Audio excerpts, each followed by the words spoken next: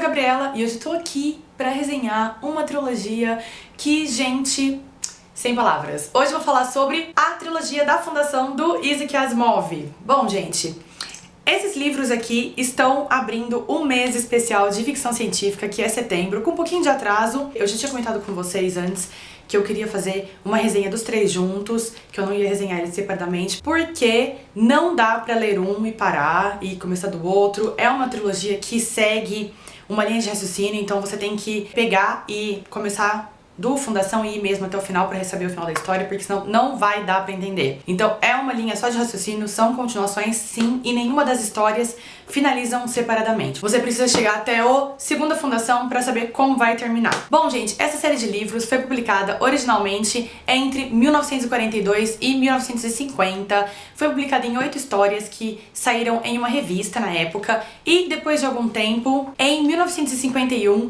elas foram reorganizadas. O Asimov deu uma ajeitada na história e publicou em formato de livro, e saíram então nos 3 livros que são Fundação, Fundação e Império e Segunda Fundação. Depois de ter publicado os 3 primeiros, essa série fez muito sucesso, e os fãs do Asimov pediram pra ele continuar essa história.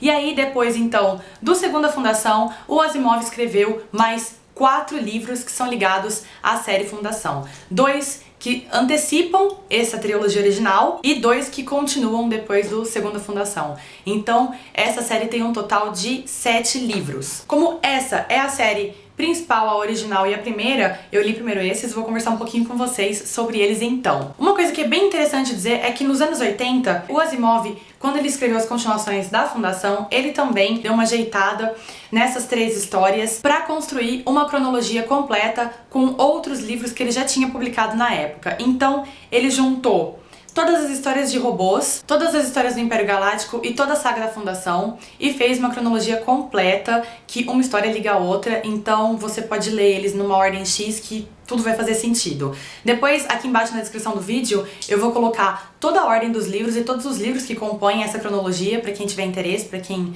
ficar com curiosidade aí. E aí também vão estar a trilogia da Fundação e os outros 4 livros na ordem certa. Bom, gente, falando um pouquinho sobre a história deles então, a trilogia da Fundação vai contar a história de um futuro bem distante da humanidade, onde nós já estamos bem evoluídos. Se eu não me engano, é cerca de 10 mil anos do que a gente vive agora, e nesse futuro a humanidade já não vive mais na Terra, a humanidade já conseguiu se expandir por toda a galáxia, e nós estamos vivendo aí numa realidade onde existe um Império Galáctico que domina toda a galáxia e organiza aí a humanidade. E aí essa história começa, o primeiro Fundação começa com o nosso personagem principal, que é o Hari Seldon. Hari Seldon é um cientista que, através de uma ciência chamada psicohistória, ele prevê que o Império Galáctico, da maneira que ele está em contagem regressiva para um declínio seríssimo e uma queda. Então ele prevê que em pouco tempo esse Império Galáctico vai acabar e a humanidade vai passar por um período bem trevoso. E quando ele descobre isso, já é inevitável, esse declínio já tá começando, não tem como impedir, e o Império vai cair, já é um fato. E aí, para tentar diminuir esses anos trevosos aí que a humanidade vai passar até o surgimento de um segundo Império, ele faz então um plano de 1000 anos para uma retomada aí da humanidade dessa treva toda e para a ascensão de um segundo império.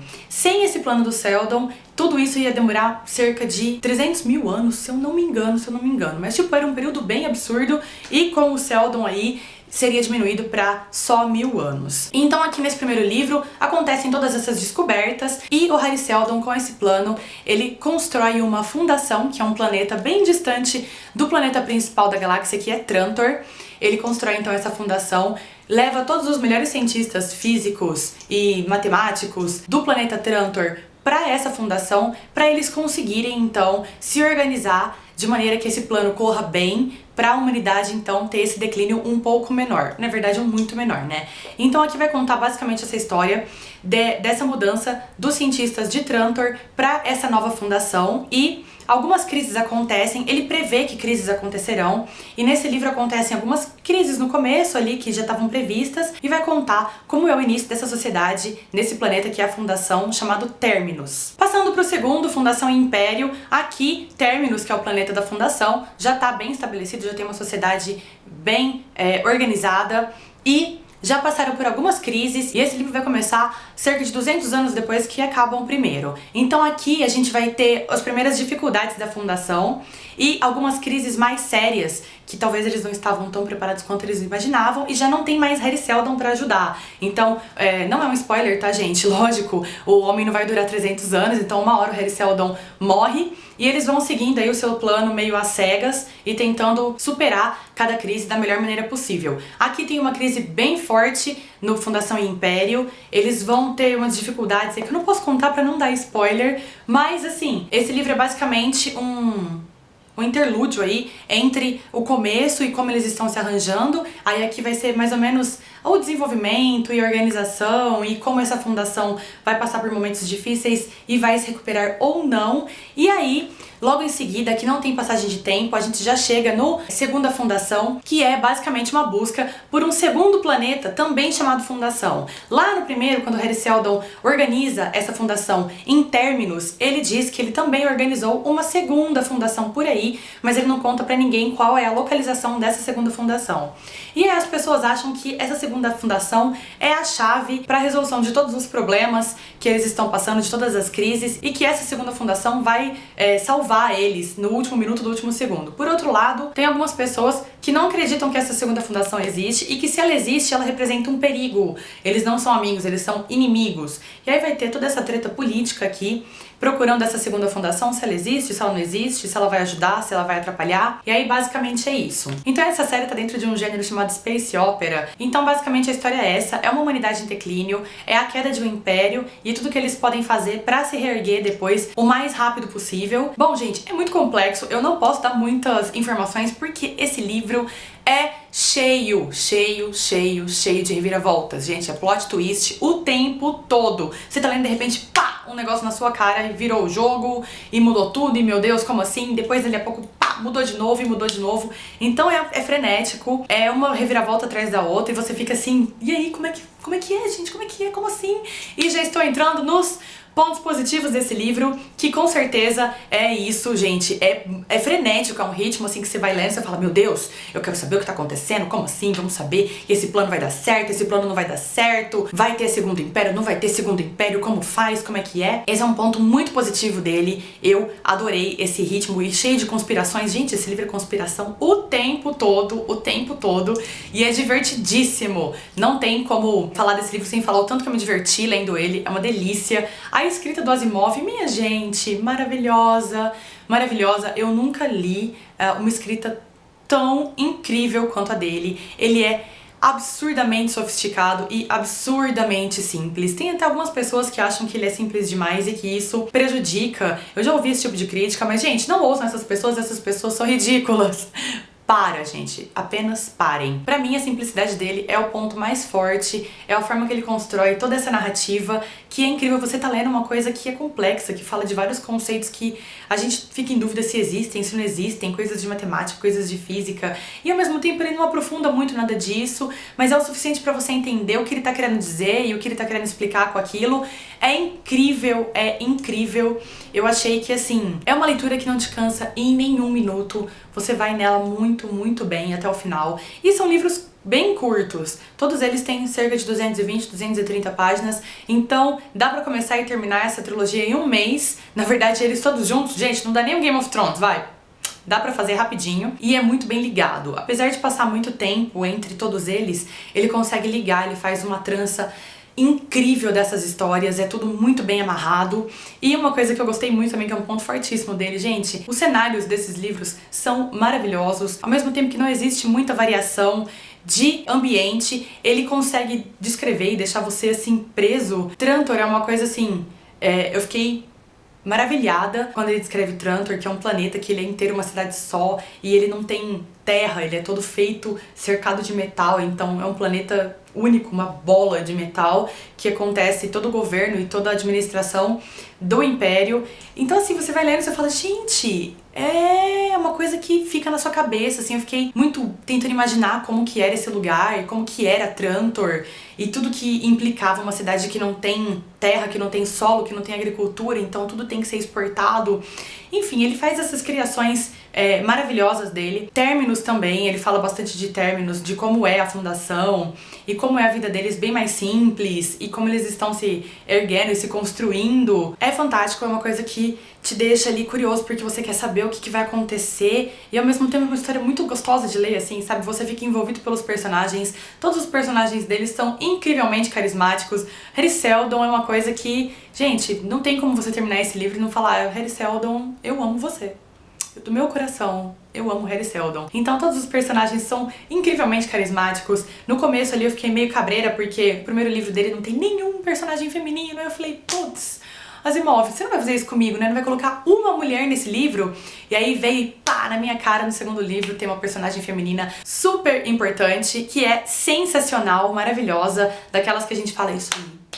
Esse é um personagem feminino, eu adorei. E são muitas coisas pra falar, se eu pudesse eu ficaria falando aqui o resto da vida, porque esse com certeza foi um dos melhores livros que eu li esse ano. Gente, eu li muita coisa muito boa esse ano, mas esse eu fiquei emocionada. O final dele, gente, é maravilhoso, eu não tenho palavras. Chorei, reli, chorei de novo, reli, chorei de novo, chorei tipo assim, 3 horas da manhã, eu tava terminando o livro e chorando, porque é lindo, não tem explicações, assim, ele termina com uma simplicidade que você fala, véi, eu não acredito, sério, tudo isso e olha como esse homem terminou esse livro. Não tem outras palavras, é lindo, lindo mesmo, é uma das passagens mais lindas que eu já li na vida. E aí, pontos negativos, gente, eu não tenho, vocês podem perceber, eu não tenho nada pra falar de ruim desse livro. A única coisa que eu posso levantar aqui é que pra quem lê a trilogia seguida, como eu fiz com o segundo e o terceiro ele faz muitas retomadas, então ele fala muito do plano Seldon, ele fala muito do Harry Seldon, então ele traz muita coisa lá dos primeiros livros, que quando você tá lendo ali na pira, você já tá meio cansado de saber, de tempos em tempos ele para, ele retoma toda a história de novo, ele fala, ele para de novo, ele traz toda a história de novo, então isso me deixou um pouco assim, cansada porque eu queria saber logo o que ia acontecer. Eu acredito que isso tenha acontecido porque esses livros devem ter sido publicados separadamente e aí, para as pessoas não se perderem entre um volume e outro, ele fez várias retomadas aí para deixar todos os leitores a par das histórias do primeiro e do segundo. Para quem lê com alguma distância é bom porque você tem esse respiro aí pra poder lembrar de tudo que tava acontecendo, porque são muitas coisas, são muitos personagens, muitas reviravoltas, e aí quando você termina o primeiro você fica meio, eu acho que eu entendi, mas não sei, são tantas informações que eu tô meio... Então ele faz assim pra deixar a gente mais ambientado e mais a par de tudo que já aconteceu. Bom, gente, o que eu mais gostei nesses livros, o que eu mais gostei nessa série foram os personagens. Ele tem personagens maravilhosos.